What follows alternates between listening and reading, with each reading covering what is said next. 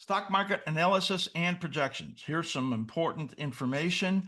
This just tells you about our approach to analysis in the markets and about you using what we share and about using what anybody shares.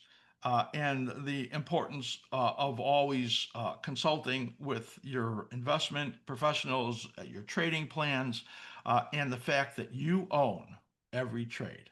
Nobody can tell you when to get in or when to get out because we don't know what your trading style is, what your situation is. You must own the trade, and that's what's really important. And we have a video on trade ownership actually in our website library, which is, I don't know, thousands of videos in there right now. So just a great way to learn. I'm going to move first into the S&P 500 weekly and daily, as you can see right over here.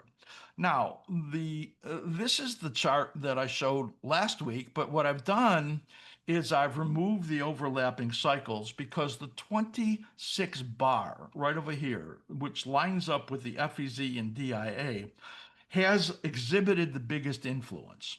And what that's done is become more apparent on the S&P 500.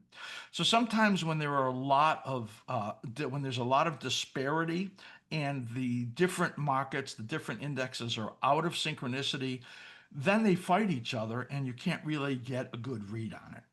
This, in the case of what's going on right now, it's become a little bit easier to read when I look at it. Let's take a look here at the S&P 500 on the weekly chart. You could see in here that thanks to Mark VP, we're still giving him credit. We have this 37 bar cycle in there. And you can see how it aligns here on that trough, here on that trough, here on that trough, and likely to be here in this trough towards the end of the year. What that means is that there's likely a declining phase in the stock market that is going to be in existence during a period which is normally positive seasonally. So people would challenge that. How can the market go down in December? Well, there are some Decembers when the market does go down. So it's not that they always go up, but there are some Decembers that it falls.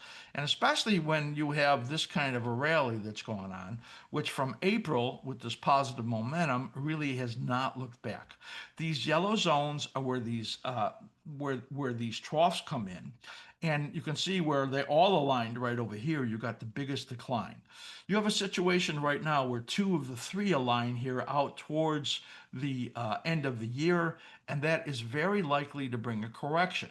Now, this cycle that you see right over here, so this rising phase right there, and this rising phase right in here on this minor cycle, these are uncorrected.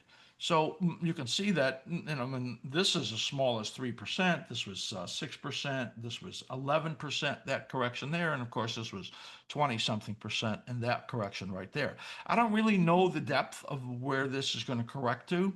I would say it's very reasonable to get it to correct down to this dominant 23.6. That would be a 7% correction down to 64.15, but it could fall deeper to these other support levels that you can see right in here. I would say that it's highly probable we're going to see a weaker market between now and sometime towards the end of the year, where there will be some very sizable selling that comes in there because you have a lot of correcting to do, and you have an AI situation that once they start to fall, it's going to really affect the indexes. Here you see on the daily chart, now we're going to look at this in a couple of versions. Here you could see the cyclical rhythm in here that we've now adopted in line with these other indexes because they're proving to be dominant. And you can see that this is still pointing to the upside. Well, right over here, you could see the slim ribbon PO is still bullish. It's still green, and it's pretty likely it will turn up in here and give you another green arrow unless this really falls apart. You have the support zone right over here, which comes in between 67.80 and down over here around 66.90. I think it's a pretty high probability this cycle will get down in there.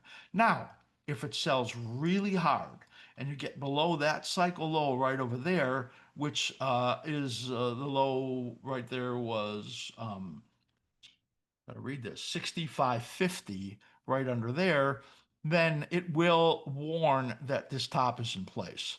So if it gets, gets close to that, it'll still give us a pretty good warning of that. Now, what's really interesting is that you see this upside arrow pointing to the top of that channel right over there. If I go in here and I look at, well, last time we were live and I gave the positive prediction of what the shape of the cycle could look like if it were positive, this is what I had in there. It absolutely followed it perfectly on the upside. So it took the positive track right up to that resistance. And here's where those other cycle overlaps are in there that we were showing, and that the potential for it to fall down in here. Even if it got up to this level, you could still get down and test this low that I just showed you on the other chart. So what is the negative scenario? If this is the positive scenario, what is the negative scenario? Well, the negative scenario would be that it does this. It, comes down in here, finds the support, rallies and fails, and then has this big decline. Yes, this timing right over here takes you out into the third to fourth week of December. So maybe it falls out into the second or third week of December, and then you have a year-end or Christmas rally after that. But this is the negative scenario. So if I go back to the weekly, that would exist within this corrective period out over here through December. That would be what I would look for as a pretty high probability. This being the negative scenario, comes down, rallies, fails, and then really gets sold very, very hard through the beginning, through maybe the third week of December right over there. That's the negative scenario. The positive scenario, again, is that it has the rally, it sells off, makes the weekly low right over there, and then off to the races again on the upside. But I have a hard time believing in that one because of the valuation situation. So I'll go back to the one without the projections on it. And this is, what we're looking at right now without putting in those projections in there. Right now, everything that we have is positive. Positive option bias indicator here. Green positive slim ribbon PO. Positive reversal scalp. Positive slim ribbon. Everything is positive. So we're at the point now where the market has to show us weakness or there is none. And the correction that I'd be looking for in here will be sideways or small down. It will be another one of those 3% declines that you had right over here. And then the market's moving back to the upside, maybe making a compound top, but it would take a long time and then the top wouldn't really form until sometime next year. But the monthly patterns say there's trouble into the middle of next year. That's why I kind of believe that you'll get a sizable sell-off here. You get this rally out over here, and then you get a very sizable decline into next year. But I'm jumping the gun on the bigger picture. So you could get the idea now on what we're looking at. So if this was a decline that was likely to come right over here, and it's an interesting reversal that you see right now in the markets. Here we are at 1:13 Eastern time, and the big rally, it's giving it up right now. So if the markets, if these were to begin to turn negative, you would then understand that things were changing onto the downside, and this peak was in place. So we have to wait for that.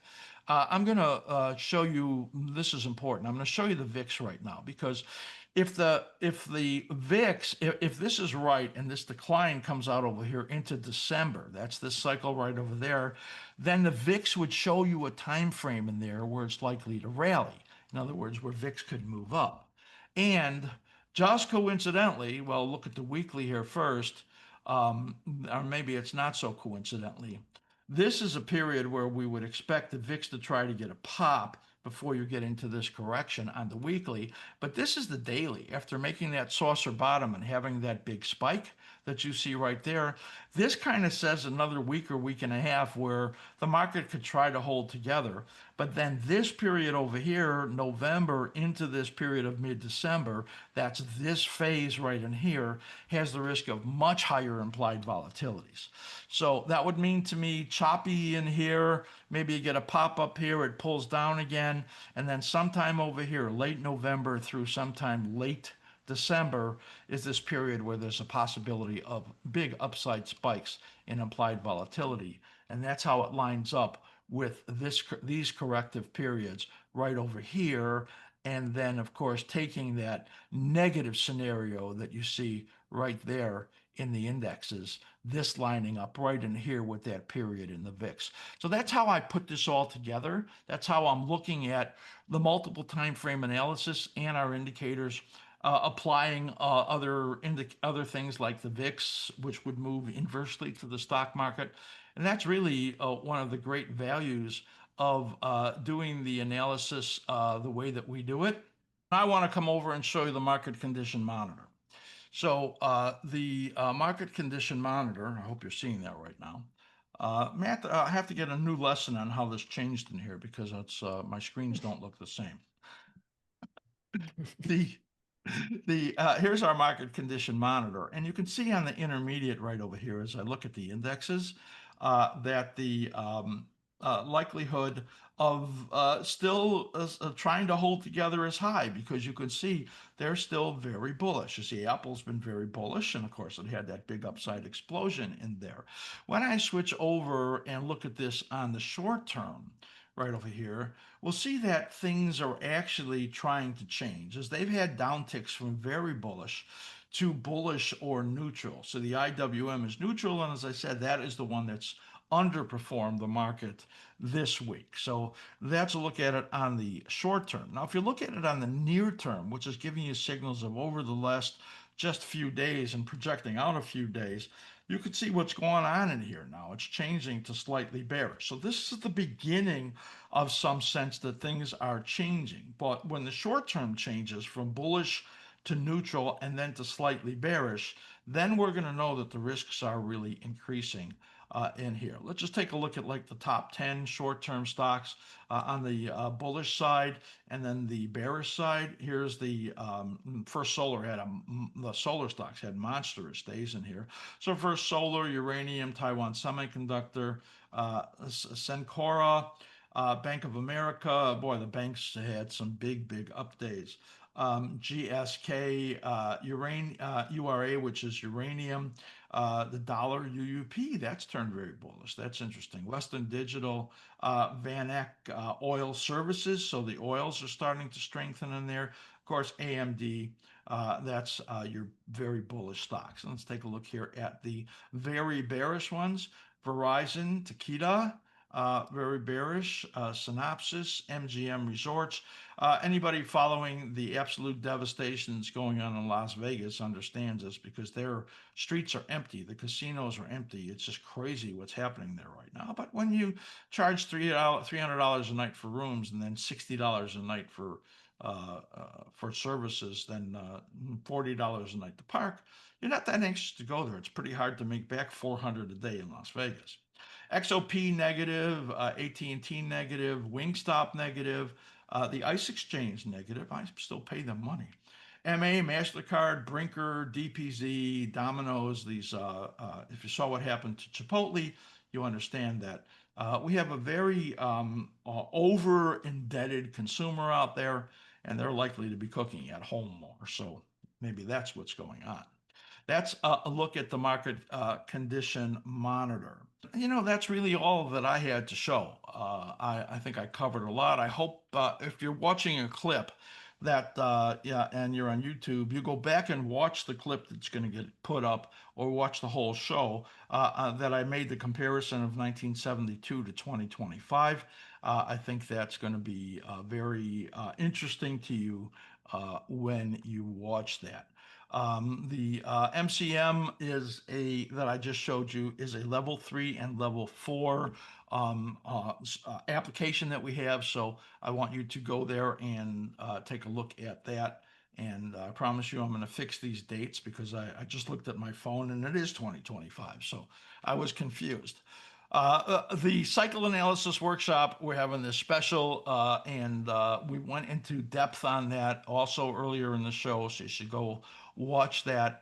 It's an amazing opportunity to learn cycle analysis as our team knows it, and also to get unbelievable help from Slim AI, which is just there to help you with the learning process.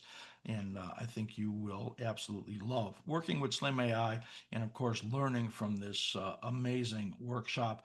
$400 off. You don't even have to be an askSlim member to get that. If you're a level 4 member, write to Matt and he'll send you a special discount coupon and you'll get it for $500 off. So that would be only $797 for level 4 members. If you upgrade to level 4 and then you tell Matt you've done that, and then he'll give you that special $100 savings. So it's a great way to get these exclusives. Write to Matt at askSlim.com for those discounts right there, or go to the top of the askSlim.com website, click on the Cycle Analysis Workshop for that information.